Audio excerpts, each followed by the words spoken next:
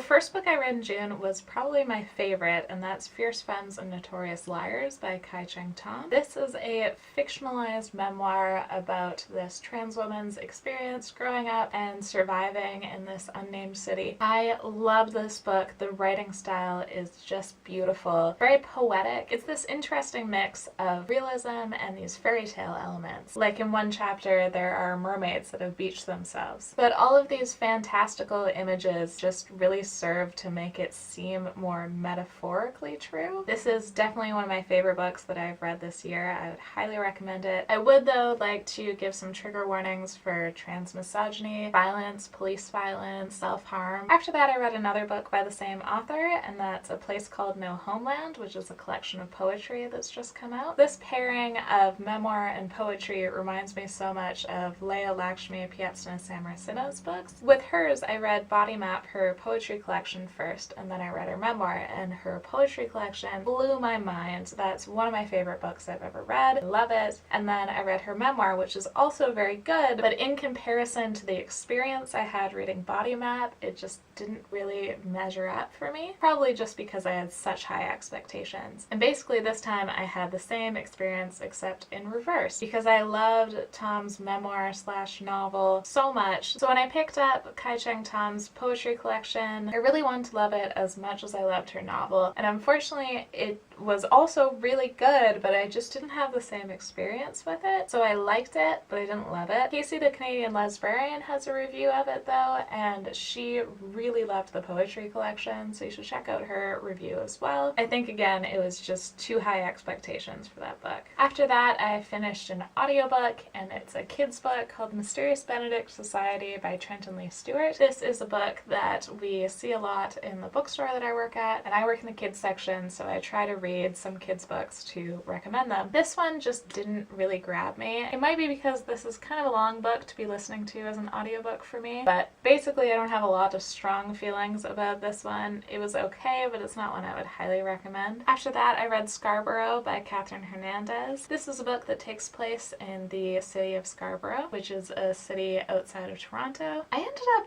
really loving this book. It's a lot of different perspectives. One of the elements is just a series of memos between this woman who is running a literacy program and her answering to her superior, and sort of the subtle racism and power dynamics that are happening there as this Muslim woman is trying to really help these kids and this community succeed who are mostly low income and racially diverse. There's a lot of darkness in this, there's a lot of struggle, but by the end of it, it just felt so powerful, and there are a couple of stories that I don't want to spoil anything for, but it basically brought me to tears reading the end of it on the bus. It was just so affirming. This is by a queer author, and there is a gay Filipino kid who is one of the main characters, and I loved his story. So this is definitely one I would highly recommend. Lastly, I read Moonshot Volume 1, which is an Indigenous comics anthology. I really liked this one. There are a lot of different art styles, and the styles are very different from each other, but I liked pretty much all of the styles. And the stories themselves are very different. They come from different genres, so there's different like sci-fi stories in here as well, and I'm looking forward to reading Volume 2, which I have on hold at the library. So those are the books that I read in June. Let me know if you've read any of these and what you thought of them, and if you have a wrap-up video, feel free to link it down below and I'll definitely check it out. And thank you for watching!